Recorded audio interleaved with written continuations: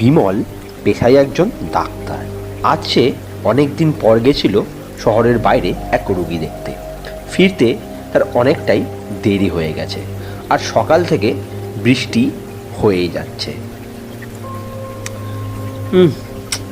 আজ বড্ড দেরি হয়ে গেল। তারপর সকাল থেকেই বৃষ্টি থামার নামই নিচ্ছে না, আর খিদেও পেয়েছে। এই রাতে আশেপাশে তো কোনো হোটেলও খোলা দেখছি না। যাই একটু এগিয়ে, যদি সামনে কোনো হোটেল খোলা পায়। বিমল অতি সাবধানে গাড়ি চালাতে থাকে এবং রাস্তার ধারে কোনো হোটেল আছে কিনা সেটা দেখতে থাকে। কিন্তু অন্ধকার, তারপর একে বৃষ্টি, তাই সে বেশি দূর কিছু দেখতে পায় না। কিন্তু হঠাৎ বিমলের গাড়ির সামনে চলে আসে এক কালো ছায়া। সে নিয়ন্ত্রণ রাখতে না পেরে সামনের একটা বড় গাছে ধাক্কা মারে। কিছুক্ষণ বিমল কিছু ঠাউর করতে পারে না এবং এদিক সেদিক দেখতে থাকে। এ যাত্রায় বড় বেঁচে গেছি। হঠাৎ করে গাড়ির সামনে যেটা কি এলো, কিন্তু না, এখানে না দাঁড়িয়ে থাকা যাবে না। ওই তো দূরে একটা আলো মতো দেখা যাচ্ছে, যাই, ওদিকেই যাই। বিমল সেই আলো দেখে সেদিকে যেতে থাকে, কিন্তু সে জানতো না আজ এই দুর্যোগের রাতে সে কোন বিভীষিকাপূর্ণ সত্যের সম্মুখীন হতে যাচ্ছে। কি ব্যাপার বাবু, এই দুর্যোগের রাতে এই নির্জন জায়গায় আপনি কি করছেন? নমস্কার, আমি বিমল। আমি পেশায় একজন ডাক্তার। আমি পাশের গ্রামে একটু রুগী দেখতে গেছিলাম। রাস্তায় আসার পথে আমার গাড়িতে একটু গোলযোগ দেখা গেছে। এদিকে বড্ড খিদেও পেয়েছিল, তাই আপনার হোটেলের আলোটি দেখে আমার এদিকে আসা। আচ্ছা বাবু, বুঝতে পেরেছি। আপনার খিদে পেয়েছে তো, খিদে পাওয়াটাই স্বাভাবিক। কি খাবেন বাবু? খাসির মাংস, মুরগির মাংস, নাকি অন্য কিছু? অন্য কিছুর মানে? আমি ঠিক বুঝলাম না। আপনি একটু পরিষ্কার করে বললে খুব ভালো হতো। কিছু না, আপনি যান, ভেতরে গিয়ে বসেন, আমি খাবার আনছি। বৃদ্ধ হোটেল মালিকের কথা বিমলের খুব একটা সুবিধার লাগলো না, কিন্তু সে তার কথায় খুব একটা ভ্রুক্ষেপ না করে হোটেলের ভেতরে গিয়ে বসল। বিমল ভেতরে ঢুকে দেখলো দুজন মানুষ এক মনে তাদের খাবার খেয়ে যাচ্ছে। দেখে যেন মনে হচ্ছে তারা কত জনমের ক্ষুধার্ত। তাদের খাওয়ার ভঙ্গি দেখে বিমলের একটু সন্দেহ হলো, কিন্তু বিমল সেদিকে ভ্রুক্ষেপ না করে নিজের জায়গায় বসল। এদিকে বিমলেরও যেন বেজায় খিদে পেয়েছে। সে যেন এক বেলা না, এক জন্ম কিছু খায়নি। কিছুক্ষণ পর বৃদ্ধ হোটেল মালিক বিমলের জন্য খাবার নিয়ে এলো। হাতের কাছে খাবার পেয়ে সেই খাবারের ঘ্রাণ যেন বিমলকে আত্মহারা করে দিল। সামান্য ডাল ভাত যেন তার কাছে রাজকীয় আহারের সমান। সে দিক বিদিক জ্ঞানশূন্য হয়ে উন্মাদের মতো খাবার খেতে থাকলো।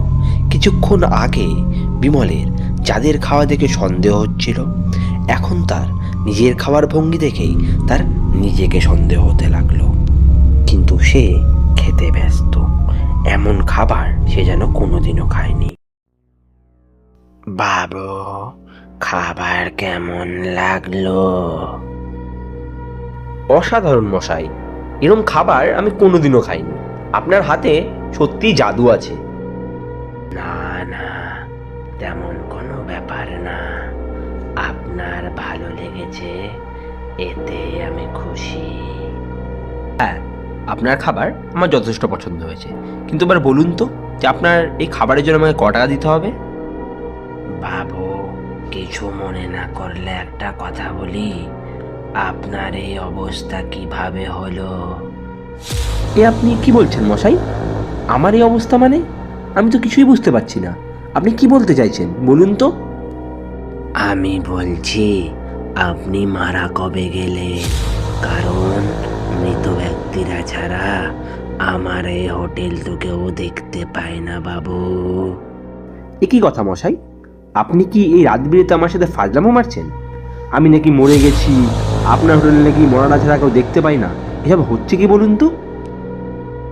দোষটা আপনার নয় বাবু, সদ্য মরেছেন তো, তাই এই জগতের মায়া এখনো কাটাতে পারেননি। কিছু সময় যাক, ঠিক বুঝতে পারবেন। শোনেন মশাই, সব কিছুর একটা মাত্রা আছে, আর আপনি কিন্তু আমার মাত্রা অতিক্রম করছেন।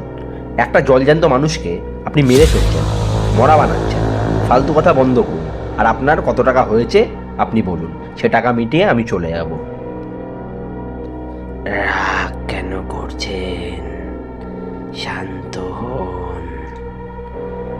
আপনি সত্যিটা বুঝতে পারছেন না।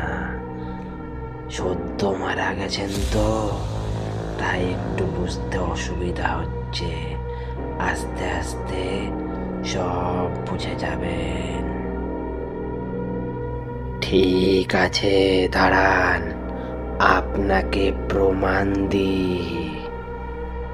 এ কথা বলা মাত্র কোন এক জাদু বলে হোটেলওয়ালা যেন এক মরা পচা মৃত দেহে পরিণত হলো, যার ক্ষতস্থানগুলো দিয়ে বেরিয়ে আসছে তাজা রক্ত, যাতে পোকা পড়েছে, এবং তার চোখগুলো যেন ধক ধক করে আগুনের মতো জ্বলছে।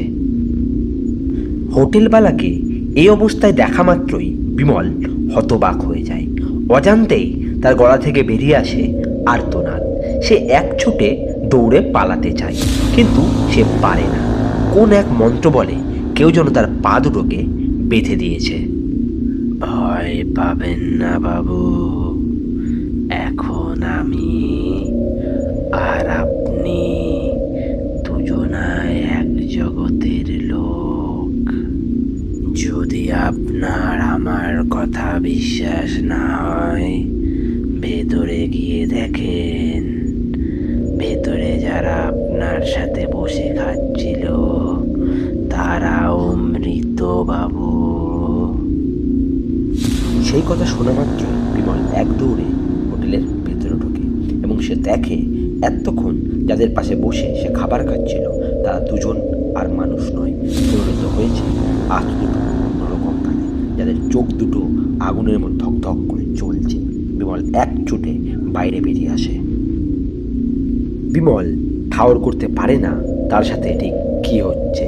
সে যেন এক মায়াবী খেলায় নিমজ্জিত হয়েছে। সে খেলা যেন তাকে প্রতিনিয়ত আষ্টে পিষ্টে জড়িয়ে ফেলছে।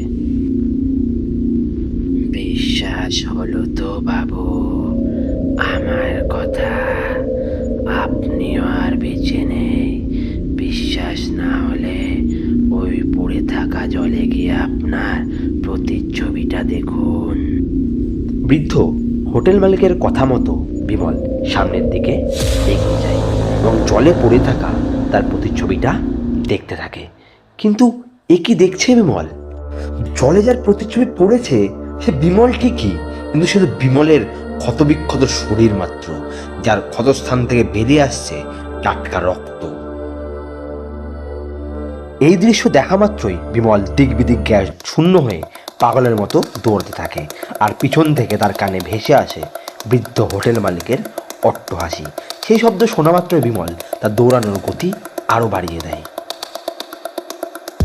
এইভাবে দিক বিদিক জ্ঞান শূন্য হয়ে দৌড়াতে দৌড়াতে বিমল শেষ পর্যন্ত সেই জায়গায় এসে পৌঁছায় যে জায়গায় একটু আগে তার গাড়ির অ্যাক্সিডেন্ট হয়েছিল।